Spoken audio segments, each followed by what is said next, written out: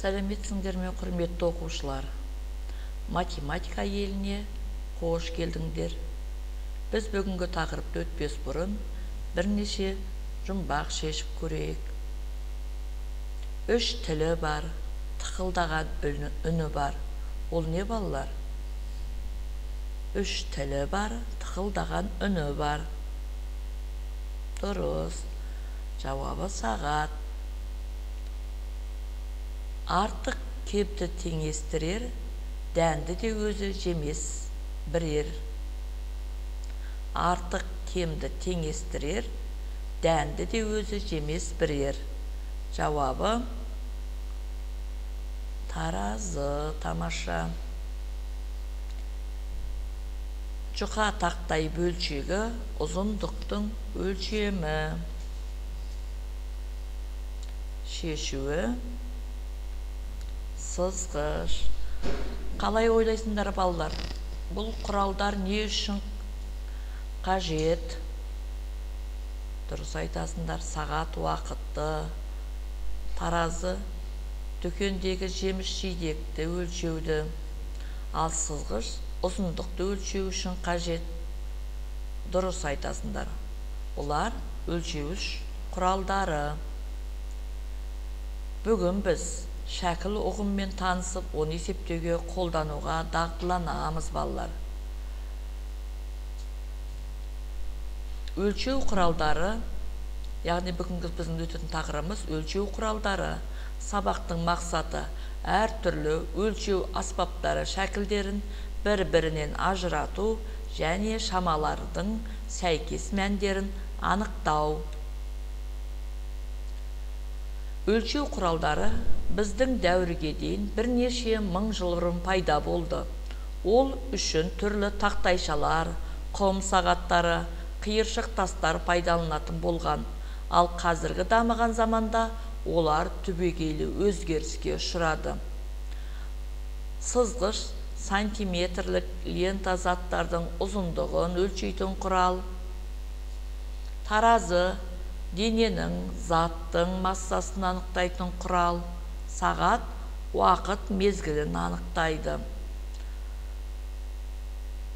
Бұларды біз бір сөзбен өлшеу құралдары дейміз. Қолымызға сызғыштарымызды алайықшы. Ол жерде сандардан бөлек кішкентай сызықтар бар. Қараңдар балалар, міне. Сандардан бөлек ортада кішкентай майда сызықтары бар. Міне көріп тұрсыңдар ма? Оны шәкіл, яғни шкала деп атайды. Біз сондай бөліктер арқылы белгілі бір заттың өлшемін дәл анықтай алады екенбіз. Мысалы, 0 санынан 10-ға дейін, 0 санынан 1-ге дейін 10 бөлік бар. Қараңдар мені. 1, 2, 3, 4, 5, 6, 7, 8, 9, 10. 10 бөлік бар. Яғни ол 1 сантиметрде 10 миллиметр бар деген сөз. Немесе толық 1 сантиметр деген сөз. Балалар, қанекей, біз бірінші сыныпта өткен түрлі өлшем бірліктерін толықтырып есімізге түсірейікші. Мысалға, ұзындық өлшем бірліктерін. Ұзындықты өлшеу үшін біз қандай өлшем бірліктерін білуші едік? Сантиметр, дециметр. Тамаша. Масса өлшем бірлігін анықтау үшін нені білуші едік? Килограмм. Тамаша. Уақыт өлшем бірлігін анықтау үшін уақыт бірліктері минут, сағат. Енді көлем өлшем бірліктері литрмен есептелінеді екен. Әрине, бұл өлшем бірліктердің тек жартысы ғана. Біз жоғарылаған сайын, жоғарғы сыныпқа көшкен сайын, бұлар туралы өлшем бірліктері туралы молырақ ақпарат алатын боламыз. Қазір 60-шы бетте берілген оқулықпен жұмыс жасаймыз балалар. Оқулықтың 60-шы бетін ашамыз, екінші тапсырмаға назар аударамыз. Сағаттар қай уақытты көрсетіп тұр дейді. Сағатта неше тіл бар балалар? Біз білетінбіз. Қысқа тілі сағатты, үлкен тілі, ұзын тілі минутты көрсетеді. Мына бірінші сағатқа сағат қанша болып тұр? Қысқа тілі сағатта тұр. Дұрыс айтасыңдар, сағат 3 болды. Әде сағат 11 болды. Әрине 8 болды. 1 болды. 7 және 4. Біздің бұл жерде балалар көңіл бөліп аударатынымыз сағаттың не үшін қажет екенін білесіңдер. Сағаттың тілін білеміз, олардың қалай аталатынын білеміз. Олардың айырмашылығы бар. Бірі сағат тілін, бірі минут тілін көрсетеді. Бір сағатта неше минут бар екен балалар? 60 минут бар. Бір сағатта неше минут бар? 60 минут бар. Ал енді балалар, өлшеу нәтижесін қарайық. Мына таразыдағы заттардың массасын өлшейік. Таразы тілі қандай бөлікте тұр? Қараңдаршы. 3-те тұр. Міне осы 3-ке кеп тоқтады. Яғни бұл алманың салмағы неше килограмм? 3 килограмм. Ал келесі қапта қантқа қараймыз. Қанттың салмағы неше килограмм екен? 25 килограмм.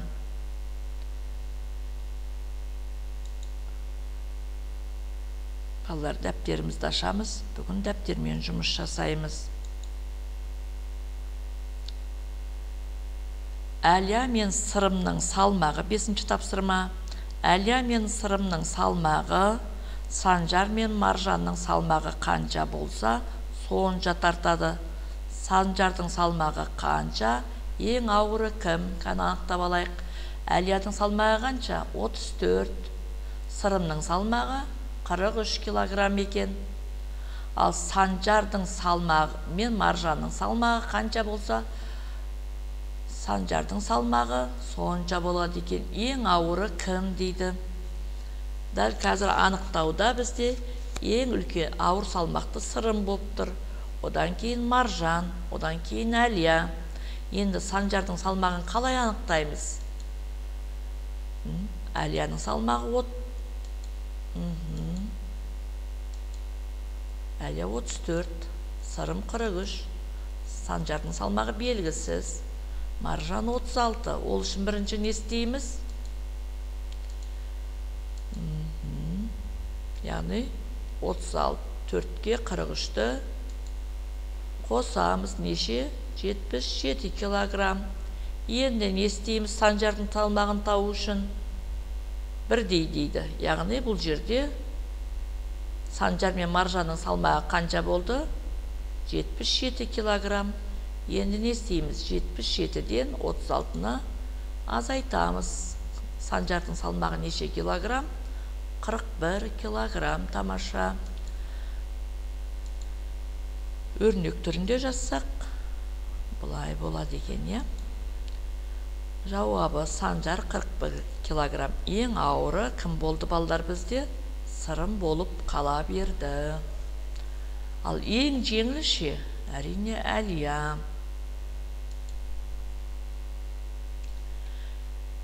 Балалар, өзімізді дескриптор арқылы бағалап көрейікші. Есептің шартын құрастырады.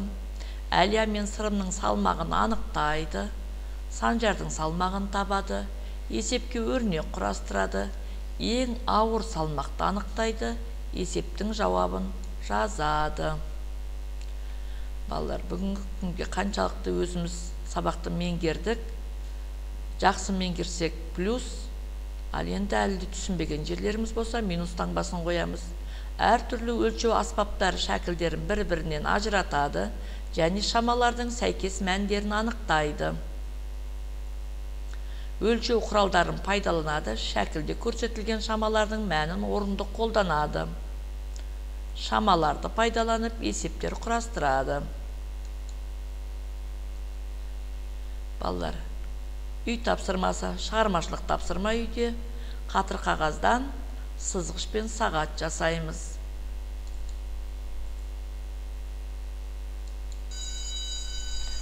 Ал балалар, осымен сабағымыз аяқталды. Сау болыңыздар.